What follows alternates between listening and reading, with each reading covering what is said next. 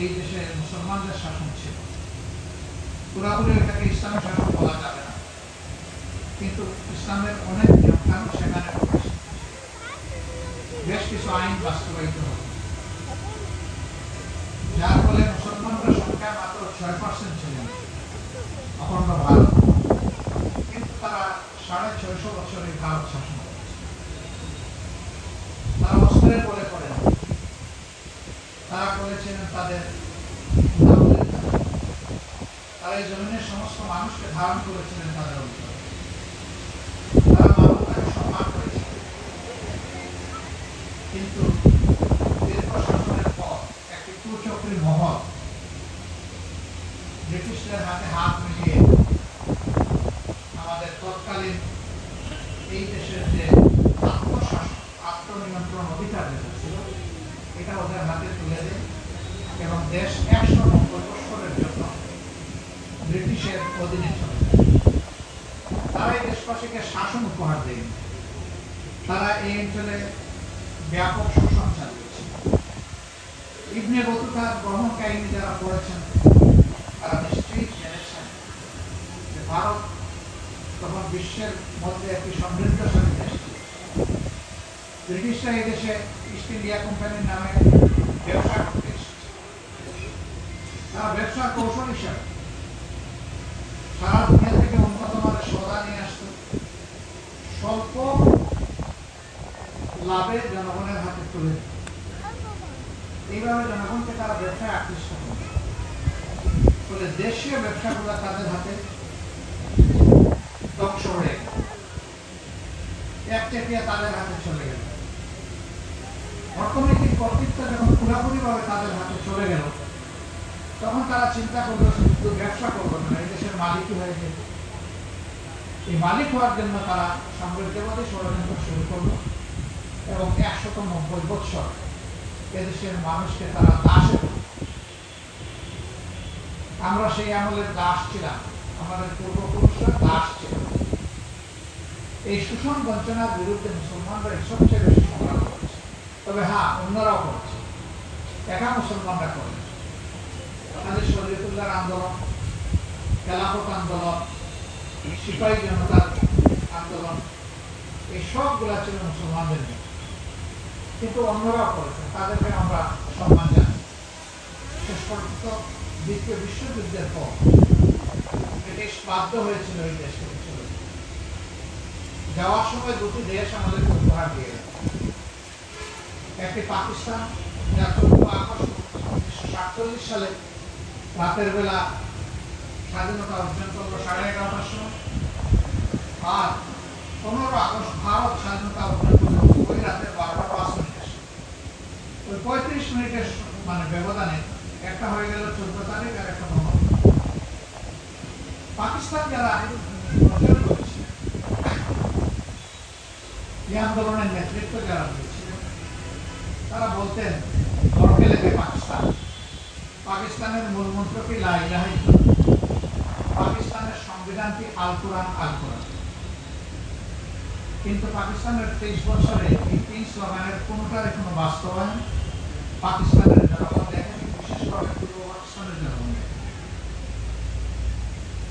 পশ্চিম পাকিস্তানের পাঞ্জাব প্রদেশ সবচেয়ে ডমিনেট করত তখন পাকিস্তান। তাদের শাসন এই বাকি 3টা প্রদেশ ছিল, পূর্ব পাকিস্তান আছে। জনসংখ্যার দিক থেকে ওই 3 প্রদেশ মিলে যে পরিমাণ জনসংখ্যা ছিল, তার চেয়ে বেশি ছিল পূর্ব পাকিস্তান। 11 কোটি মানুষের মধ্যে 7 কোটি পূর্ব পাকিস্তানে ছিল, 4 কোটি ছিল সারা পশ্চিম পাকিস্তান, তৎকালীন পশ্চিম পাকিস্তান। পাকিস্তানের শাসন আমলে 22 বছরের মাথায় এসে প্রথম সাধারণ নির্বাচন অনুষ্ঠিত হয়, যে নির্বাচনে জনগণ সবাই ব্যক্তিগতভাবে তার শাসক নির্বাচন জাতীয় সংসদে এবং প্রাদেশিক পরিষদে 2 জায়গায় ভোট দেওয়া শুরু। এর আগে এমন একটি সুযোগ 22 বছরে পাকিস্তানের জনগণ পায়। 300 আসনের 162 ছিল পূর্ব পাকিস্তান। 162 আসনের মধ্যে 160 আসনে আওয়ামী লীগ বিজয়ী হয়ে তারা পাকিস্তানের পার্লামেন্টের সংখ্যাগরিষ্ঠতা অর্জন করে। কিন্তু পশ্চিম পাকিস্তানে তাদের কোনো প্রার্থী নির্বাচিত হন। পশ্চিম পাকিস্তানের সংখ্যাগরিষ্ঠ আসন পায় জুলফিকার আলী ভুট্টো পাকিস্তান পিপুলস পার্টি, তারা 72টি আসন লাভ করেছে। বাকি দলগুলো ভাগ ভাগ করে নিয়েছে। তখন শাসনতান্ত্রিক ট্রান্সফরমেশন হবে, পাওয়ার হ্যান্ড ওভার হবে। জাতীয় সংসদের অধিবেশন ডাকা হলো। ভুট্টো সাহেবের হুমকিতে এটা স্থগিত করে দিলেন ইন্ডিয়া খান সাহেব, সামরিক প্রশাসন। এরপরেই সংকট শুরু হলো। এই সংকটের হাত ধরে এই ভুট্টো সাহেবের গোয়ার্তমের কারণে মুক্তিযুদ্ধ অনিবার্য হয়ে গেল। শেখ মুজিবুর রহমান সাহেব বন্দী হওয়ার আগ পর্যন্ত তিনি পূর্ব পাকিস্তানকে আলাদা স্বাধীন দেশ হিসাবে তিনি ঘোষণা করেননি। বন্দী হওয়ার আগ পর্যন্ত তিনি দফায় দফায় চেষ্টা করেছেন, ডায়ালগ করেছেন এহিয়া খানের সাথে, ভুট্টোর সাথে, সারা পাকিস্তানের সংখ্যাগরিষ্ঠ নির্বাচিত দল হিসাবে পাকিস্তান শাসন করার এখতিয়ার তাকে দেওয়ার জন্য। তিনি এক পাকিস্তান রেখে সারা পাকিস্তানের প্রধানমন্ত্রী হতে চেয়েছিলেন। এটা তার ন্যায্য অধিকার ছিল, কিন্তু এটা দেওয়া হয়নি। সংকট সৃষ্টি হলো। লাখো মানুষের প্রাণের বিনিময়ে বাংলাদেশ মুক্তিযুদ্ধের মধ্য দিয়ে স্বাধীন হয়। স্বাধীনতার পূর্বে আওয়ামী লীগ মানুষকে আশ্বস্ত করেছিল, পাকিস্তানিরা এসে আমাদেরকে শোষণ করেছে, আমরা নির্বাচিত হলে আমরা সুশাসন উপহার দেব, আমরা সমাজে ন্যায় বিচার এবং সমতা নিয়ে আসবো, সামাজিক সুবিচার এবং মানবিক সাম্য কায়েম হবে। কিন্তু আসলে আর এই দেশবাসীর কপালে জুটল না। দেশ স্বাধীন হলো। শেখ মুজিবুর রহমান সাহেব 10 জানুয়ারি পাকিস্তানের কারাগার থেকে মুক্ত হয়ে বাংলাদেশে আসেন, শাসনের ভার হাতে নিলেন। তিনি 75 সালের 15 আগস্ট পর্যন্ত দেশ শাসনের সুযোগ পেয়েছেন। এই সময়ের ভিতরে তাদের দেওয়া কোনো ওয়াদাই তাদের পক্ষে পূরণ করা সম্ভব হয়নি। মানুষের মধ্যে বিভিন্ন ধরনের বঞ্চনা সৃষ্টি হয়েছে এবং একটি মর্মান্তিক ঘটনার মধ্য দিয়ে তাকে প্রায় সপরিবারে দুনিয়া থেকে বিদায় নিতে হয়েছে। এরপরে পট পরিবর্তন হল, পরপর 3 প্রেসিডেন্ট পরিবর্তন হলেন।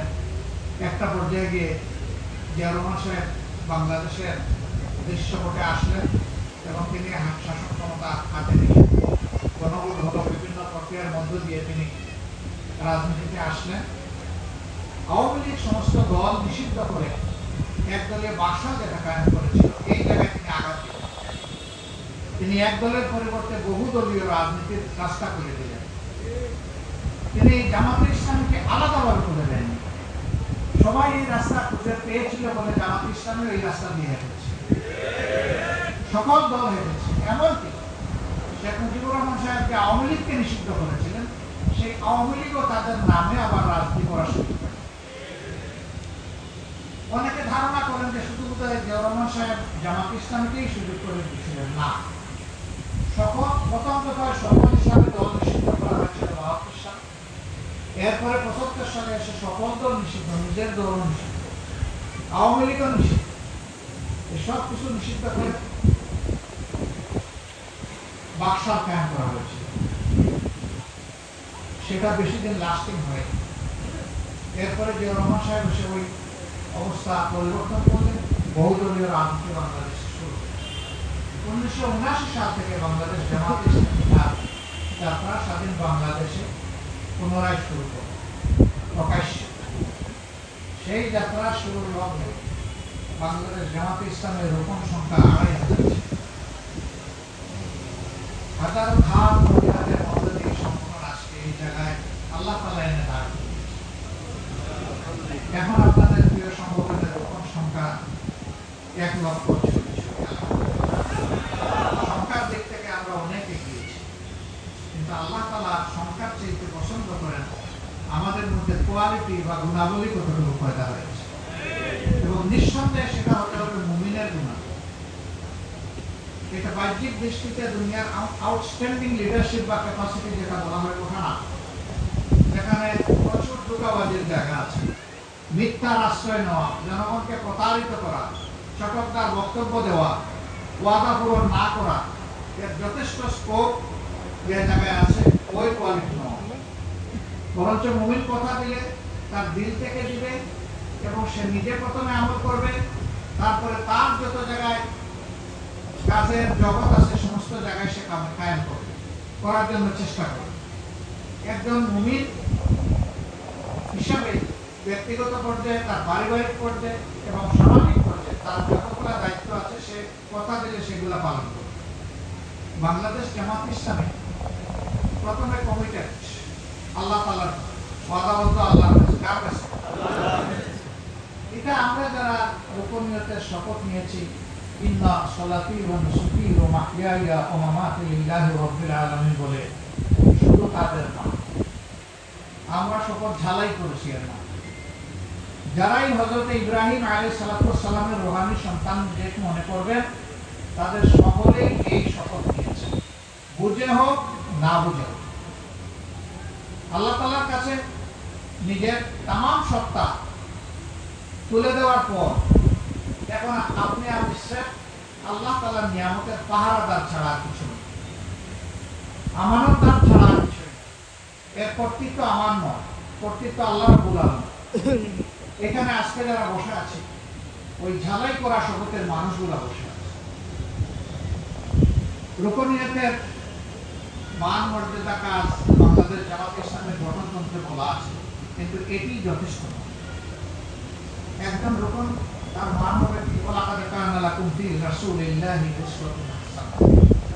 আল্লাহ তাআলা রাসূলের জীবনে যতগুলা নেক আমল আছে, আমলে সালেহ আছে, আল্লাহর একজন বান্দা, প্রিয় নবীর একজন উম্মত জান প্রাণ ত্যাগ করে চেষ্টা করবে, সে ওইটাকেই অনুসরণ করবে। আল্লাহ তাআলার আনুগত্যের বাস্তব নমুনা হচ্ছে মুহাম্মদুর রাসূলুল্লাহ সাল্লাল্লাহু আলাইহি ওয়াসাল্লাম। আল্লাহ এবং আল্লাহ রাসূলের আনুগত্যের বাস্তব নমুনা হচ্ছে সাহাবায়ে কেরাম রিদওয়ানুল্লাহি তাআলা আলাইহিম আজমাইন। প্রিয় রাসূলের সাহাবীদের জামাত, তারা হচ্ছেন এই দুই সত্তার আনুগত্যের সোনালী রূপ। এই দুই জায়গাকে যতদিন পর্যন্ত মুসলমানরা নিষ্ঠার সাথে অনুসরণ করবে, মুসলমানরা পথ হারাবে না। আর এই দুই জায়গাকে মুসলমানরা যখনই ভুলে গিয়েছে অথবা ভুলে যাবে, তখন তরবারের দুর্ভোগ অটোমেটিক্যালি নেমে আসবে, এটাকে প্রতিরোধ করতে পারবে না। এই সত্যি কারণে সম্মানিত ভাই বোন, আজকে মুসলিম বিশ্বের অবস্থা কোথায় দেখেন? আজকে লেবাননের অবস্থা, গাজা ফিলিস্তিনের অবস্থা, মিশর তিউনিসিয়া আলজেরিয়ার অবস্থা, মরক্কোর অবস্থা, ইরাক সিরিয়া ইরানের অবস্থা, তারপরে ইয়েমেনের অবস্থা, সুদানের অবস্থা। আপনি যেদিকে দৃষ্টি ফেলবেন দেখবেন যে সব জায়গায় একটা মহা অস্থিরতা, এবং সেই অস্থিরতা সবকিছু যে আমাদের তৈরি তা না। যারা আমাদেরকে নিয়ে খেলতে চায় তাদের তৈরি, এবং তাদের পাতা ফাঁদে আমরা পা দিয়ে বসেছি। এতগুলো মুসলমান দুনিয়া বাস করে, 140 কোটি থেকে 150 কোটি, এত মুসলমান নিয়ে তো মুসলমানরা স্পেন বিজয় করেন। মুসলিমের কিছু মুসলমান বিভিন্ন রেওয়াতে যেটা পাওয়া যায় 50 জন মুসলমান নিয়ে স্পেন তারা পদার্পণ করেছিলেন।